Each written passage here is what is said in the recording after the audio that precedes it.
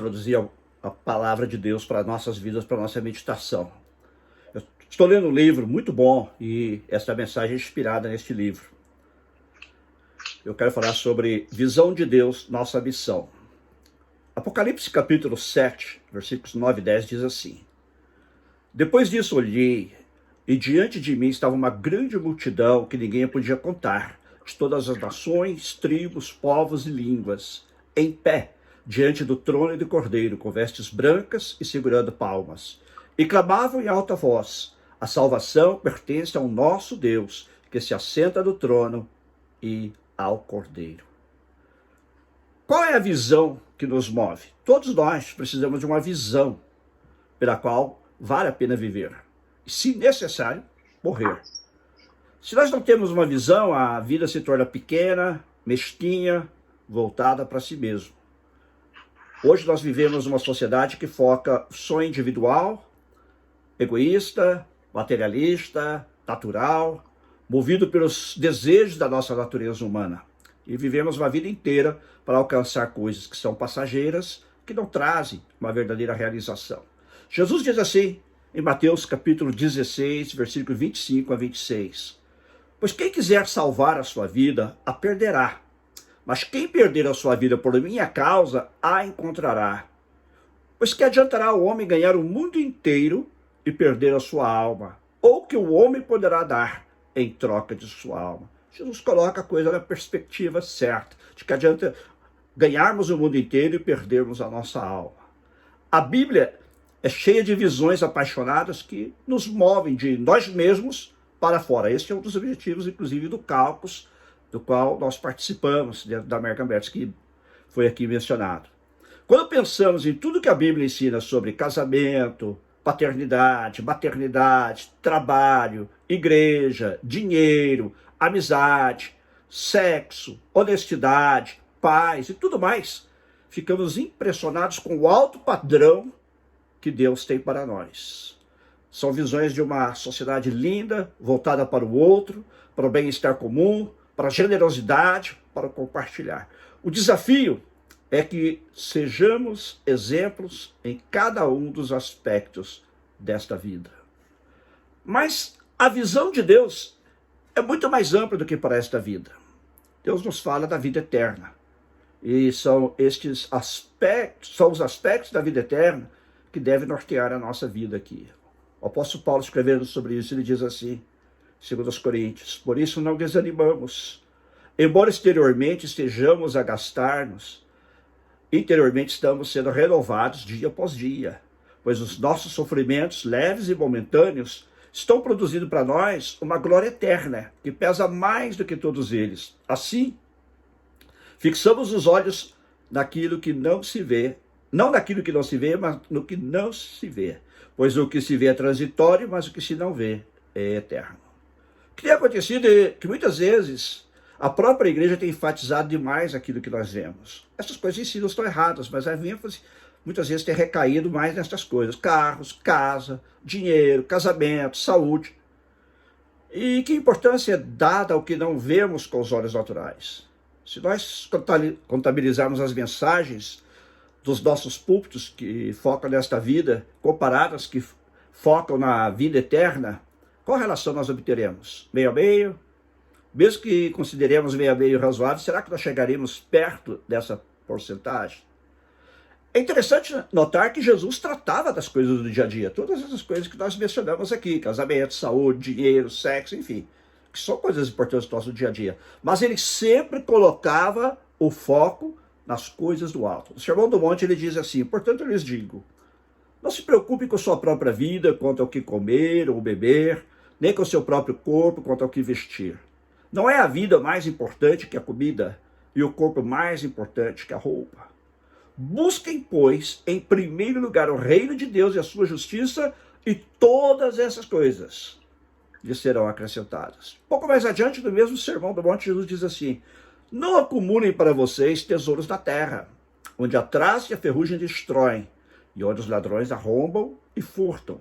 Mas acumulem para vocês tesouros nos céus, onde a traça e a ferrugem não destroem, e onde os ladrões não arrombam nem furtam.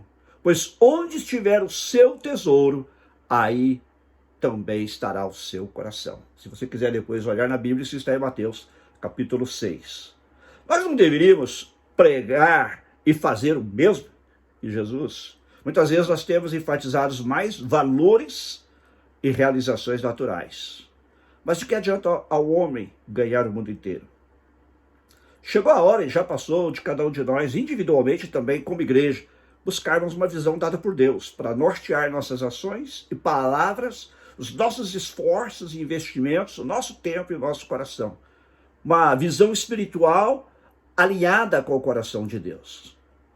Quando nós falamos de visão, estamos nos referindo ao futuro, algo que ainda não existe, mas ao qual nós dedicaremos a nossa vida para torná-lo real.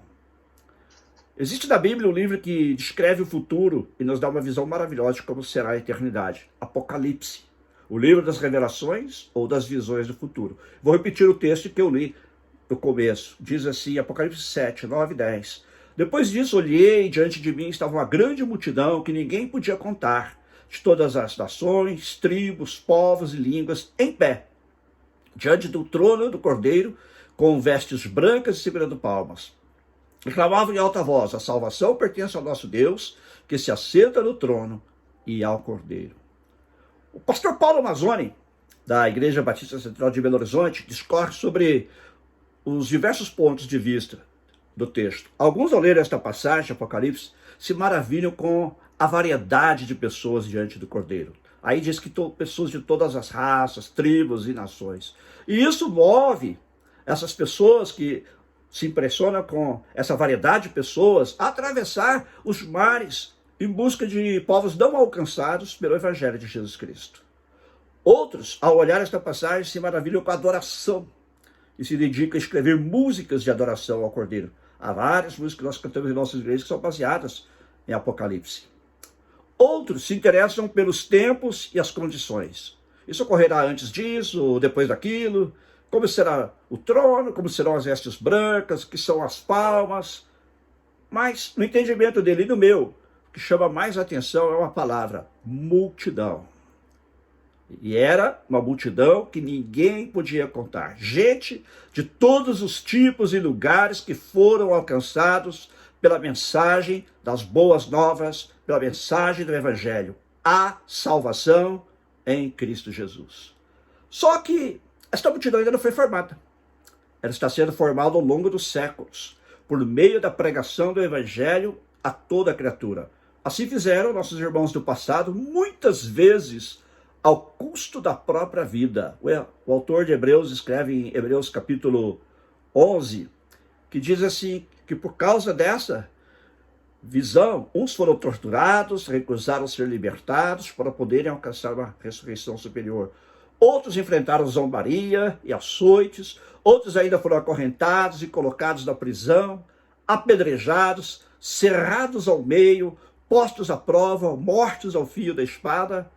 Andaram errantes, vestidos de pele de ovelhas, de cabras, necessitados, afligidos e maltratados. O mundo não era digno deles, vagaram pelos desertos e montes, pelas cavernas e grutas. E ele conclui dizendo assim: todos estes receberam um bom testemunho por meio da fé. No entanto, nenhum deles recebeu o que havia sido prometido. Deus havia planejado algo melhor para nós, para que conosco fossem eles aperfeiçoados. Então você vê aqui nesse texto vários homens e mulheres que deram a sua vida por causa do Evangelho, para que esta multidão pudesse ser formada. O apóstolo Paulo, falando sobre a própria vida dele, em Atos 21, 13, quando ele anunciou que ele iria partir, os irmãos falaram: não vá, Paulo, você vai ser perseguido, você poderá ser morto. Ele diz assim: por que vocês estão chorando e partindo meu coração? Estou pronto não apenas para ser amarrado, mas também para morrer em Jerusalém, pelo nome do Senhor Jesus. E em outro lugar, falando a alguns líderes de uma igreja, ele diz assim: agora, compelido pelo Espírito Santo, estou indo para Jerusalém, sem saber o que me acontecerá ali. Só sei que em todas as cidades, o Espírito Santo me avisa que prisões e sofrimentos me esperam. Todavia não me importo, nem considero a minha vida de valor algum para mim mesmo, se tão somente puder terminar a corrida e completar o ministério que o Senhor Jesus me confiou. testemunhar do evangelho da graça de Deus. Vemos então que pessoas deram as suas vidas. O próprio apóstolo Paulo, ele deu a sua vida pelo evangelho de Cristo.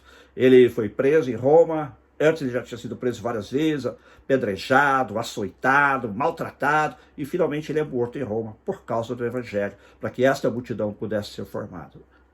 Uma multidão de remidos, lavados pelo sangue do Cordeiro, sangue de Jesus, vestidos com roupas brancas, em pé diante do rei em adoração. Gente reconciliada com Deus, arrancada do império das trevas e transportada para o reino do Filho do seu amor. Vidas e mais vidas livres da morte e sofrimento eternos.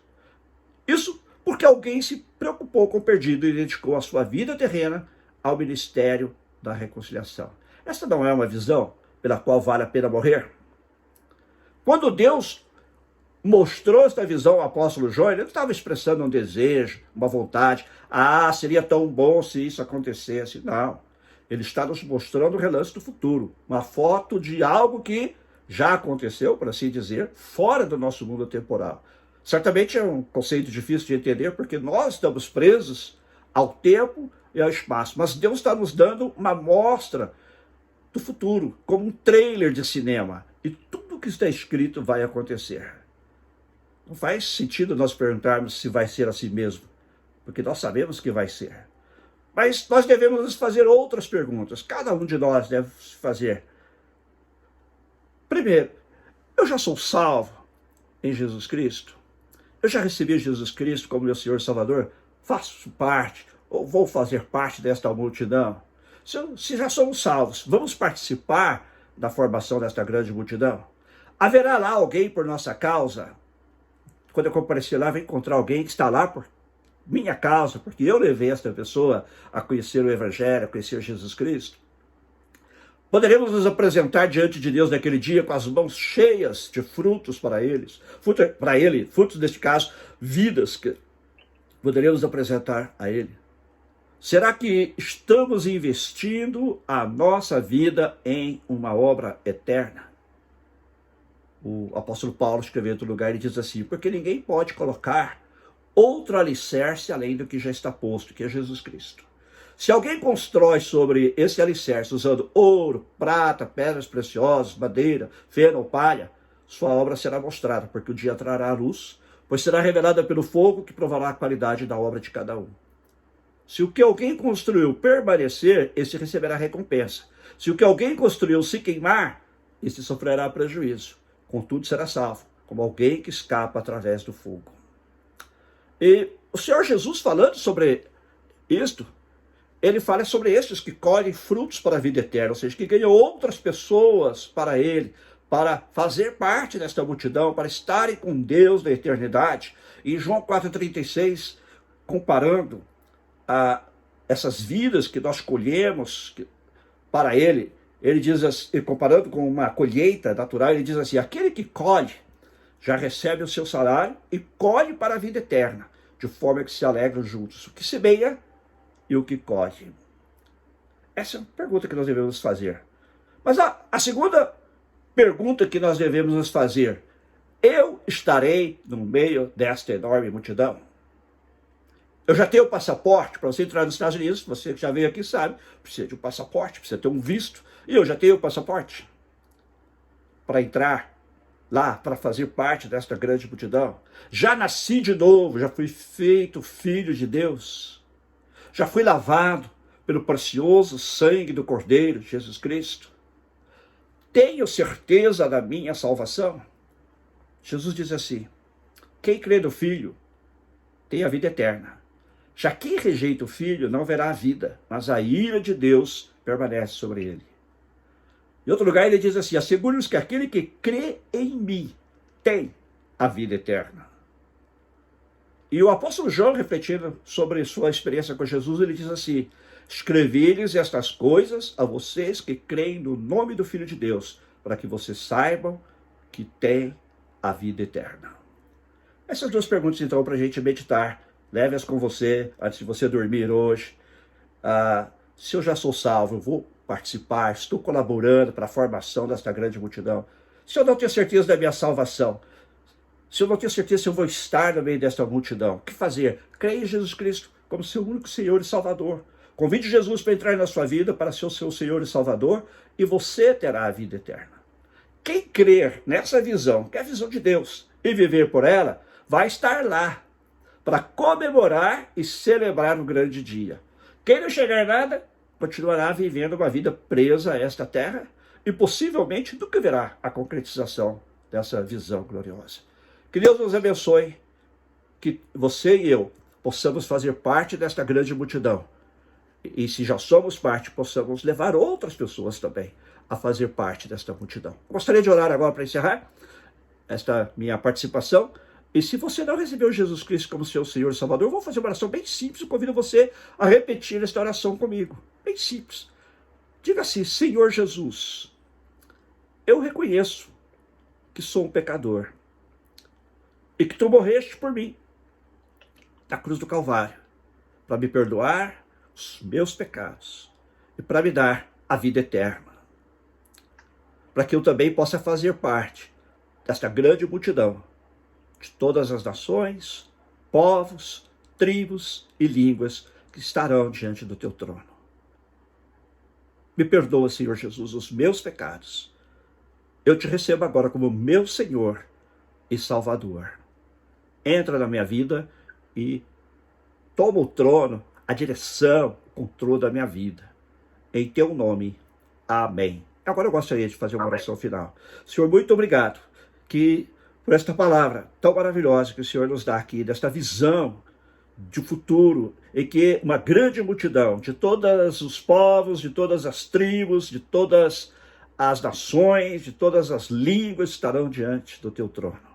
Senhor, que nós, que também já te conheçamos, possamos levar outros, Senhor, a te conhecer, a experimentar a tua salvação, o perdão dos pecados e fazer parte também dessa grande multidão. É a nossa oração, em teu nome. Amém. Amém. Amém. Glória a Deus.